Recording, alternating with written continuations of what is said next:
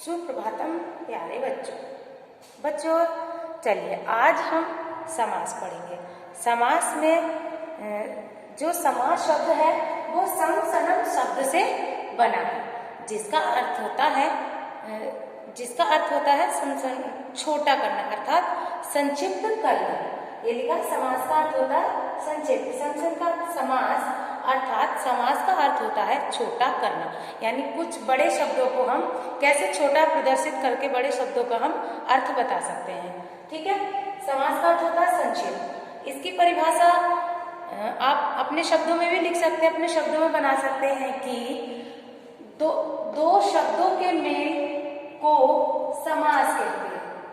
दो शब्दों के मेल को समास कहते हैं। संधि में क्या होता है बेटा?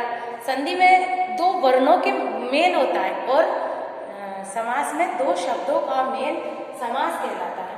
अगले देख, समासः पंचधा, अर्थात समास के कितने भेद होते हैं? तो समास के कितने भेद होते हैं? समास के 5 भेद होते हैं। नंबर 1 है आपका अव्ययीभाव समास। कौन सा समास है? अव्ययीभाव समास। नंबर 2 तत्पुरुष समास। नंबर 3 कर्मधारय समास। नंबर 4 आपका द्विगुणी समास। कौन सा?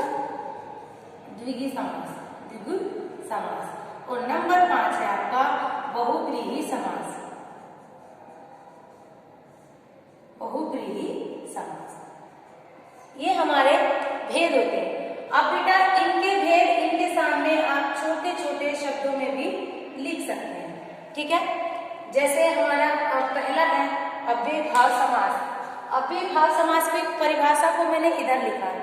अव्ययीभाव समास क्या होता है कि अव्ययीभाव समास में पूर्व पद, जैसे कि हमारे नाम से ही पता चल रहा है अव्यय।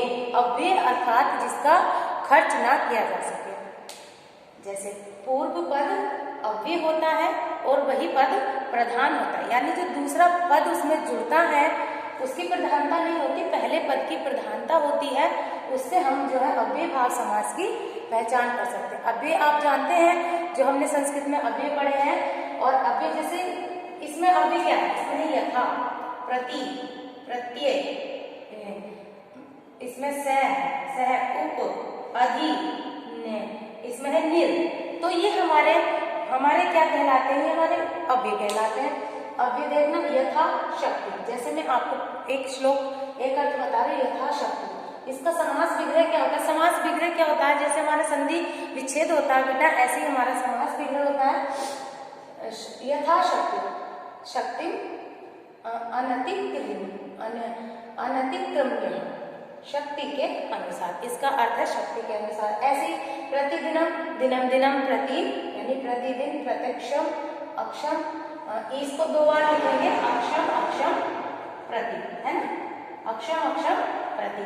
अब जैसे सह, हरे शब्द से यानी हरि के शब्द से, उपगंगम, उपगंगम समीपम यानी गंगा के समीप। ऐसे हमारे श्लोक है। एक आप इसको ध्यान रखेंगे बेटा, कभी भी जो अव्ययीभाव समास है उसमें हमारा पहला पद अव्यय होना चाहिए, ये इसकी पहचान है।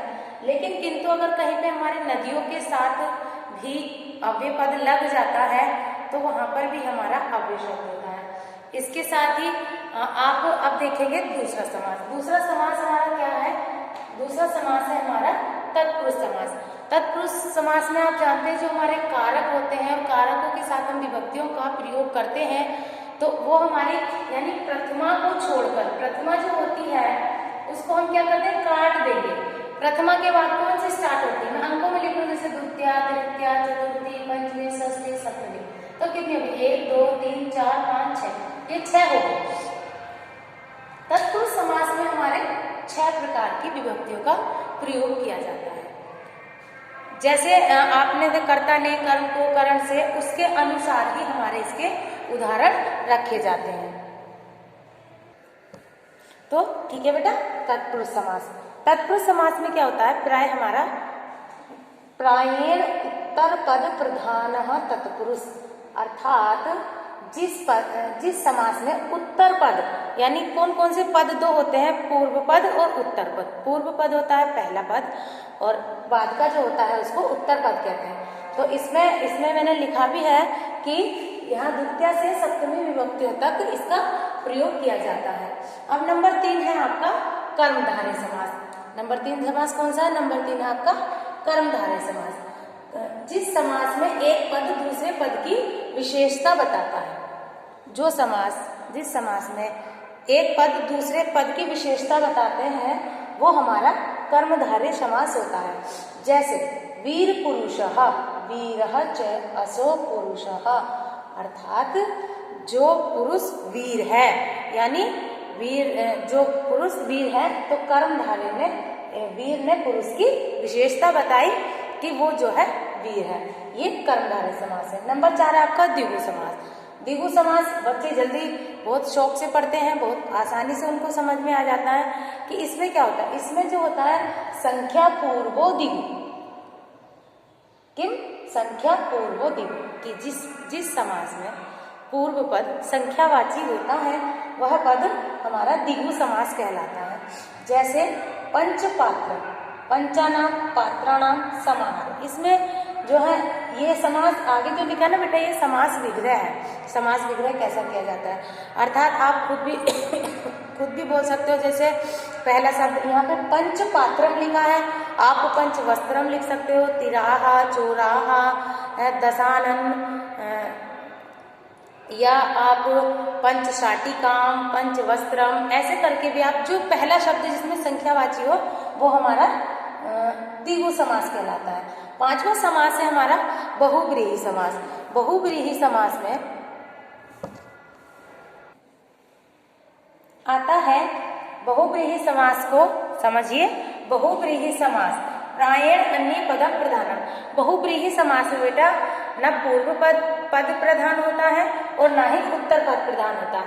इसमें किसी तीसरे ही पद की विशेषता होती है, जो न पहला पद न दूसरा पद, ये इसमें जो है दोनों मिलकर किसी तीसरे पद की विशेषता बताते हैं। जैसे इसमें उदाहरण लिखा है एक कि पीताम्बरः, पीताम्बरः अर्थात पीताम्बरः यानी पीतम अंबरम यस्य से, अर्थात पीला है अंबर जिसका, तो पीताम्बरः, पीला है अंबर जिसका।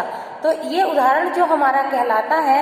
या दशानन, 10 है आनंद जिसके, अर्थात आनंद किसको बोलते हैं? मुख। आनंद बोलते हैं सिर को, कि मुख को, कि 10 है मुख जिसके कौन है? 10 मुख वाला कहलाता है रावण। तो 10 आनंद इनकी विशेषता नहीं है जिसके, अर्थात उसका नाम यहाँ नहीं आया। ये समास हमारा बहुव्रीहि समास कहलाता है। पीताम्बर, पीतम अंबरम यस्य से, पीला है वस्त्र जिसका, पीला है वस्त्र जिसका, अर्थात पीला पटका कौन डालते हैं? पीला पटका हमारे श्री कृष्ण भगवान डालते हैं। तो पीला है पटका किसका? अर्थात श्री कृष्ण। तो जो तीसरे पद की विशेषता बताते हैं वो बहुव्रीहि समास। द्विगु समास में पहला पद हमारा क्या होता है? पहला पद हमारा होता है संख्यावाची। कर्मधारय समास में क्या होता है? कर्मधारय समास में एक पद दूसरे पद की विशेषता बताते हैं। तत्पुरुष में आपको बताया ही है कि तत्पुरुष में जैसे कर्ता ने कर्म को उसके अनुसार ही हमारे वाक्य उदाहरण होते हैं। और पहला आपको जानते हैं कि अव्ययीभाव समास की पहला हमारा पद जो अव्यय होता है वो हमारा अव्ययीभाव समास कहलाता है। इसके बाद बेटा इसको भिन्न भिन्न उदाहरणों के माध्यम से आप समझेंगे, तो जो भी मैं आपको काम भेजूंगी तो आप वीडियो देखेंगे और आप अपनी पुस्तक में पढ़ के विभिन्न विभिन्न उदाहरणों को देखकर आप अपनी पुस्तक में पढ़ के और अच्छे से समझ लेंगे। ठीक है बेटा, ओके।